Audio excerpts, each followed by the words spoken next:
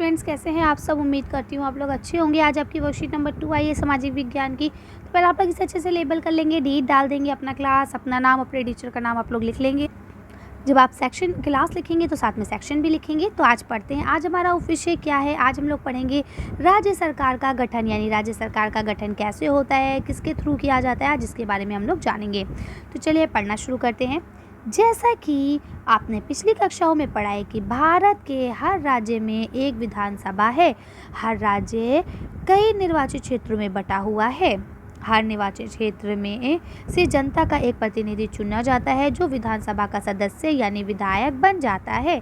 चुनाव में लोग अलग अलग पार्टियों की ओर से खड़े होते हैं, इसीलिए विधायक अलग अलग राजनीतिक दलों के होते हैं।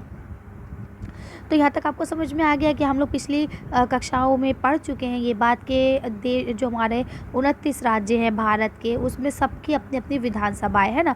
तो अब क्या होता है, हर राज्य के निर्वाचित क्षेत्र अलग अलग होते हैं, मतलब उसको अलग अलग हिस्सों में डिवाइड किया जाता है हर राज्य को। और फिर हर राज्य से अलग अलग प्रतिनिधि चुने जाते हैं, किसके द्वारा, जनता के द्वारा, है ना। फिर वही आपके विधायक कहलाते हैं।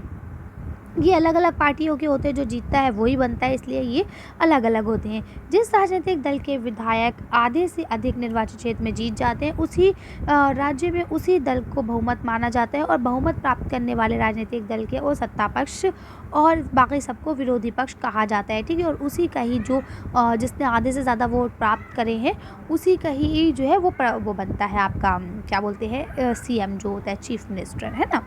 आगे पढ़ते हैं, चलिए। अब यहाँ बोलते हैं हम नीचे हिमाचल प्रदेश के वर्ष 2017 के 68 निर्वाचित क्षेत्रों के परिणाम दिए गए हैं, उन्हें ध्यान से पढ़िए और नीचे दिए गए प्रश्नों के उत्तर दीजिए। तो चलिए हम लोग पढ़ लेते हैं। तो ये हिमाचल प्रदेश 2017 में जो वोट हुए थे विधानसभा के, उसका यहाँ परिणाम दिया गया है कि राजनीतिक दल जो थे वो यहाँ राजनीतिक दल है, कौन कौन सी पार्टीज़ लड़ रही थी और उनको कितने कितने वोट मिले। मतलब वोट नहीं है यहाँ पे, कितनी सीटों से वो जीती, क्योंकि कुल सीट वहाँ पे जो है वो 68 सीट्स है। ठीक है, तो अब भारतीय जनता पार्टी जो है वो 44 सीट से जीती थी वहाँ। ठीक है, इंडियन नेशनल कांग्रेस जो है, जिसे हम लोग कांग्रेस कहते हैं, वो आपके 21 सीटों से जीती थी वहाँ, मतलब 21 सीटें थी उसकी। उसके बाद अगर हम बात करें कम्युनिस्ट पार्टी ऑफ इंडिया, जिसे हम मार्क्सिस्ट कहते हैं, वो कितनी है, 1 ही सीट है उसकी। ठीक है, और निर्दलीय यानी जो ऐसे व्यक्ति होते हैं जो किसी पार्टी से खड़े नहीं होते, लेकिन क्योंकि वो अच्छे होते हैं और काम करते हैं लोगों की भलाई के लिए, तो अक्सर लोग उन्हें भी वोट दे देते हैं। तो ऐसे लोग निर्दलीय आते हैं कि वो किसी पार्टी का हिस्सा नहीं होते हैं, लेकिन फिर भी इलेक्शन लड़ते हैं। तो ऐसे 2 सीटें थी। अब देखिए टोटल कितनी सीटें हैं, 68। ठीक है, यानी कि अब 68 का आधा कितना होता है आपका, जल्दी से बताइए, 34। यानी अगर कोई 34 से ज़्यादा सीट लाता है तो वही जीतेगा। ठीक है, अब यहाँ बीजेपी की देखिए 34 से भी ज़्यादा आई हैं, यानी कितनी आई है, 44।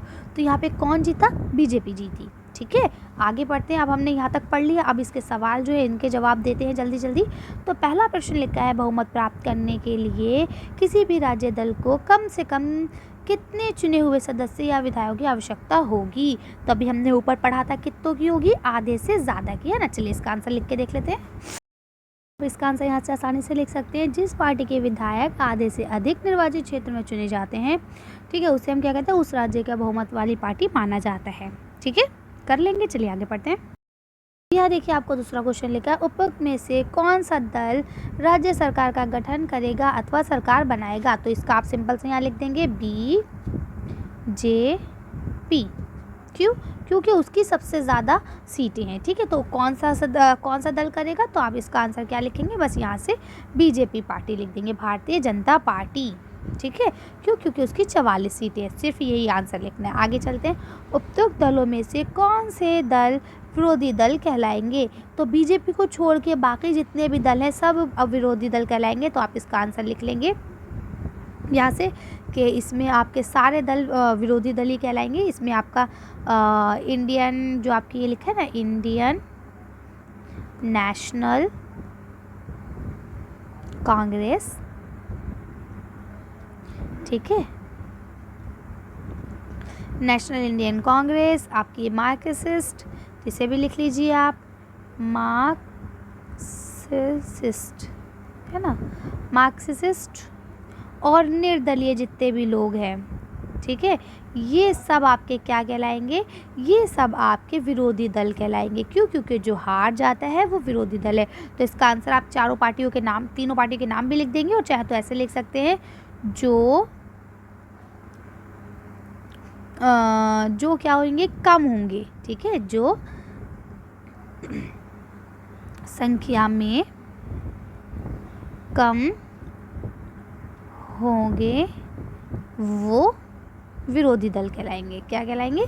विरोधी दल। ठीक है, क्लियर है? चलिए आगे चलते हैं कि जो कम होंगे वो विरोधी दल कहलाएंगे। अब यहाँ देखिए आपको नेक्स्ट क्वेश्चन दिया गया है। यहाँ पे क्वेश्चन तो नहीं है, यहाँ लिखा है राज्य सरकार केवल अपने राज्य के अंतर्गत आने वाले कार्य को ही देखती है, जैसे राज्य की शिक्षा, स्वास्थ्य, सड़कें, पीने का पानी, बिजली आदि। भारत में कुल 28 राज्य और 3 केंद्र प्रशासित प्रदेश है जिनकी अपनी विधानसभा है। ठीक है, ये आपको याद रखने योग्य बातें हैं कि भारत में कुल 28 राज्य ऐसे हैं और 3 केंद्र प्रशासित ऐसे प्रदेश हैं जिनकी अपनी विधानसभा है।